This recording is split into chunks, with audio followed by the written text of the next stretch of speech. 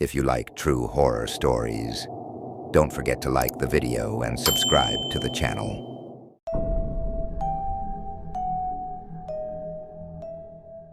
I had the house to myself that weekend. My parents were out of town, and I was looking forward to nothing but junk food, video games, and staying up way too late. It was the kind of freedom you don't really get once you hit adulthood. The house felt bigger when you were alone, quieter too, almost too quiet. I remember making popcorn around 11 p.m., the microwave humming while I scrolled aimlessly through my phone. Nothing felt off yet.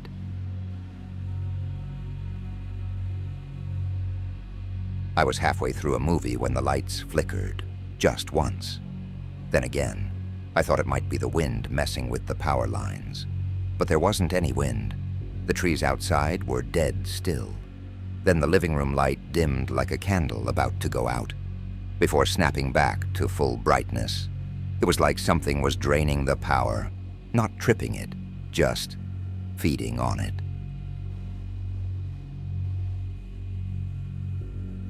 I paused the movie and stood up, drawn to the window by nothing, really. Just a weird feeling, the kind that makes the hair on your neck stand up. That's when I noticed it. The window upstairs, the one to the attic room, was slightly open. It shouldn't have been. We never opened that one. Hell, I didn't even have the key to the attic. I stared for a long time, hoping I was imagining it, but the curtain inside swayed, like someone had just brushed past it.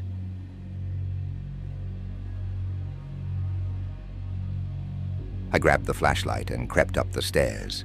Each step creaked louder than I remembered. I wasn't sure what I expected to find. Maybe a bird had somehow gotten in. But when I reached the top, I noticed something.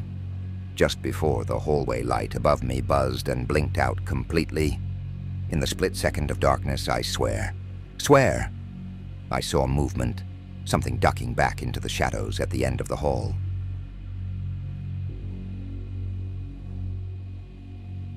There was no draft, no wind, yet the attic string hung low and swung slowly, like someone had just climbed up and closed it behind them. I called out, no answer. I stood under the hatch and just listened, and I heard it, faint, deliberate footsteps on the wood above me. Not an animal, not the house, settling. It was pacing.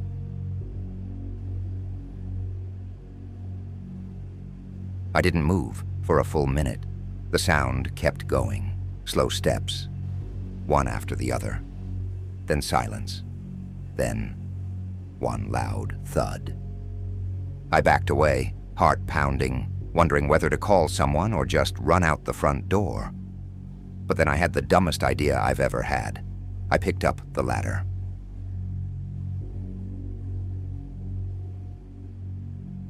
Before I could open the hatch, my phone buzzed. No caller ID. I answered. Nothing. Just static. Then a deep, low breathing. I was frozen. I couldn't hang up. Then just before the line went dead, I heard it whisper, "Don't open it." That was enough.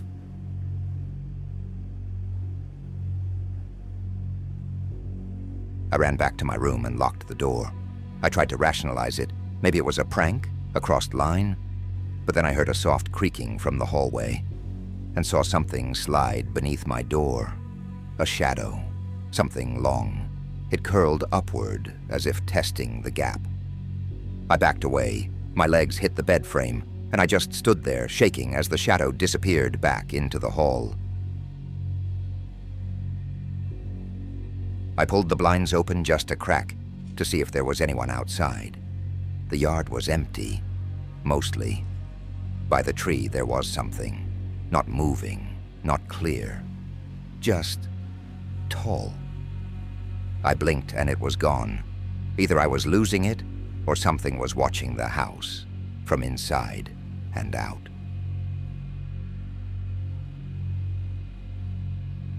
That night I didn't sleep. I sat in bed with the lights on, holding the flashlight like it was a weapon. At around 4 a.m., the closet door creaked. It opened, not wide, just a few inches. Enough for me to see blackness where my clothes should have been. Enough for me to hear the breathing again. Closer this time.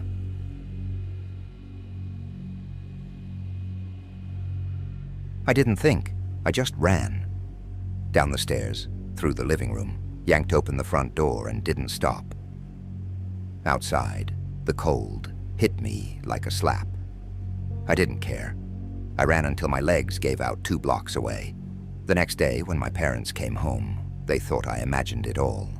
But when we opened the attic, there were signs, scratches, old food wrappers, a blanket. Someone had been living up there. But whoever, or whatever, I saw that night, they weren't entirely human.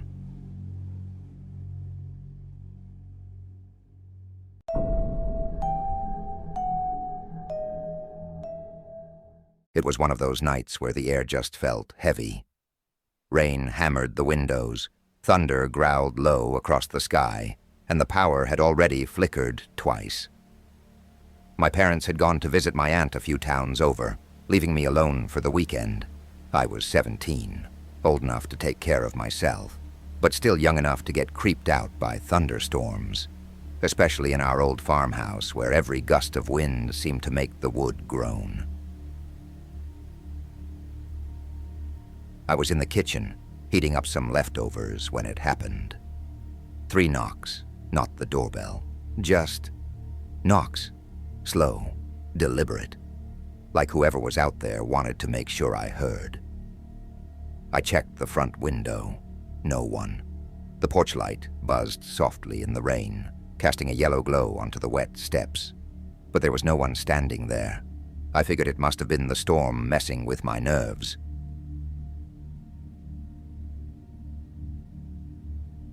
I turned around and froze. The back door, the one we never use, it was open. Just slightly, but open and swaying. I know I'd locked it earlier. I always lock it. It's an old metal door that creaks like hell when you move it. No way I wouldn't have noticed it being opened. The wind couldn't have done that. Not with the deadbolt.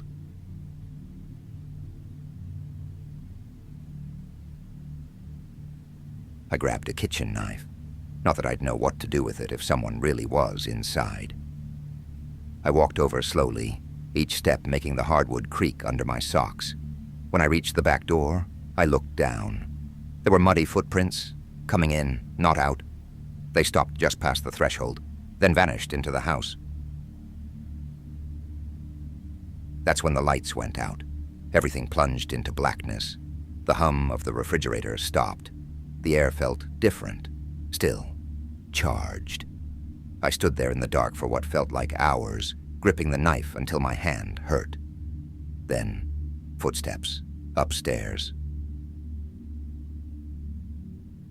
I tiptoed into the hallway, trying not to breathe too loud. From the second floor, I could hear it. Something moving, slow, dragging steps across the wooden floor. And then a pause. Then it moved faster. Thump, thump, thump, thump. It sounded like someone running across the hall. Then, nothing. I slowly climbed the stairs, heart pounding in my throat. As I reached the top, lightning flashed outside, and for a split second, I saw it. In the hallway mirror, behind me. A figure, not clear, just tall, still, like it was waiting for me to turn around. I spun around, nothing. The hallway was empty. I went to my bedroom and locked the door, called my parents, no answer. Then I called the neighbor. He didn't pick up either. I sat on my bed in the dark, the knife in my lap, and tried to convince myself I'd imagined it all. But that's when I heard it, a whisper, my name, from inside the room. I dropped to the floor and looked under the bed. Nothing. Then the closet door creaked. I hadn't opened it. I never leave it open.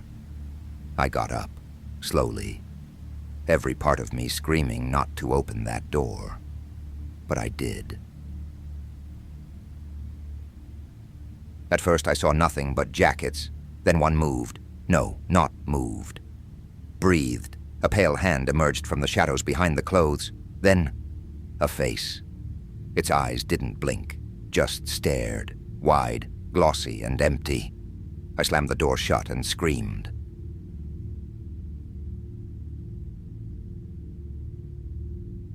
I bolted out of the room and ran barefoot through the rain to the neighbor's house. He let me in, called the cops immediately. When they searched the house, they found signs someone had broken in, mud, scratches along the inside of the back door, and in the attic, a blanket, a water bottle. Someone had been hiding there for days. They never caught whoever it was. But the next morning, when I finally went back inside, I found one thing that chilled me to the bone. My bedroom closet? The inside was covered in long fingernail scratches, as if someone had been clawing, trying to stay hidden.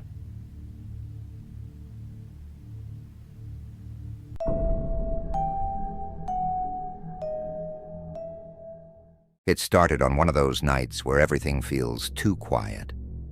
My parents were out for the weekend, some anniversary getaway, so I had the house to myself. I'm 17, and I've stayed home alone before. No big deal. But this house, it gets strange when you're in it alone. Old furnace pipes groan, floorboards creak like footsteps. Still, I told myself I'd be fine. Just a weekend. I ordered pizza, put on headphones, and booted up a horror game.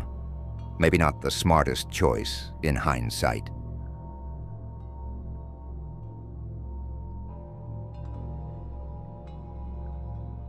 Sometimes at night, even now, I'll lie in bed and hear the faintest sound.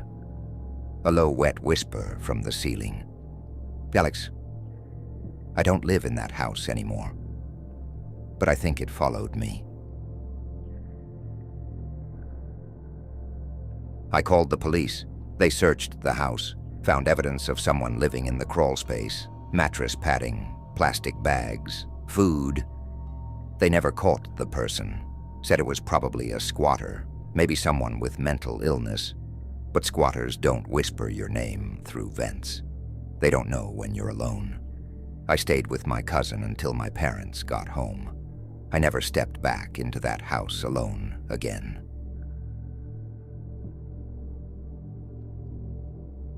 It moved fast, but I saw it. Long, thin arms, pale skin stretched tight across bones. Its eyes were huge and wet. Its mouth just hung open. It didn't speak, not this time. It just stared. I threw the knife, missed. Grabbed the lamp and swung. Everything went dark as I knocked it over, and when I turned the flashlight on, it was gone.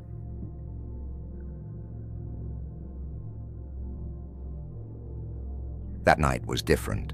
I heard no voices, no whispering, no breathing, just silence, which somehow felt worse. I locked every door, kept the kitchen knife in my lap. Midnight passed, then 1 a.m., then 2, nothing. And then, something crawled into my room through the vent.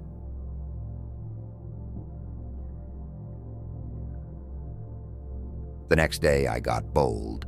I remembered that the vent system connects to a small crawl space in the attic. I took my phone, flashlight, and a kitchen knife. I know how stupid that sounds, and climbed up. The crawl space was narrow, filled with insulation and cobwebs. I found the intake duct, nothing strange.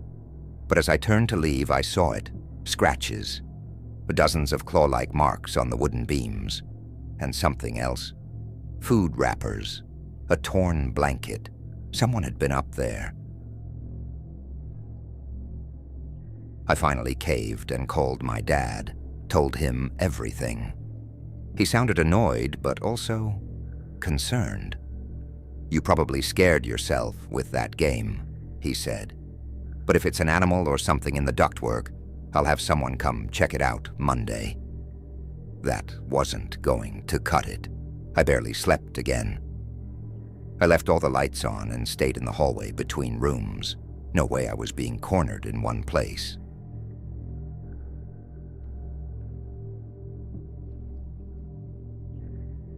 This time, the whispering came from the living room vent, right above me. The same soft tones, the same rhythm. I stood up and just listened. He's alone. Waiting. I felt the hair rise on my neck, my heart pounding in my ears. I backed away slowly, then sprinted to the garage, grabbed the stepladder, and unscrewed the vent cover. Nothing. Just dust and stale air. But when I leaned in and listened, I swear, something was breathing.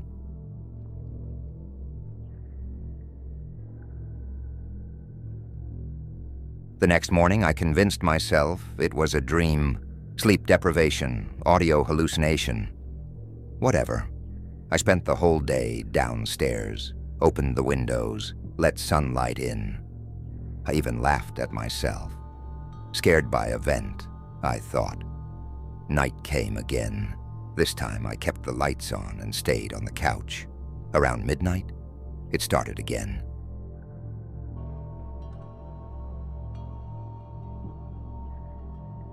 Around 11:30 p.m. I heard a sound, not from the game, but from inside the house. I pulled off my headphones, listening hard. It came again. It sounded like whispering, not from downstairs, not from outside, but above me. I paused the game. There it was again, murmured voices, like someone was talking softly inside the air vent. My room has one near the ceiling, and I swear it was coming from there. I stood on my chair, got close. The vent was dark and dusty, silent now. Maybe the HVAC acting up? I told myself that, and went back to gaming.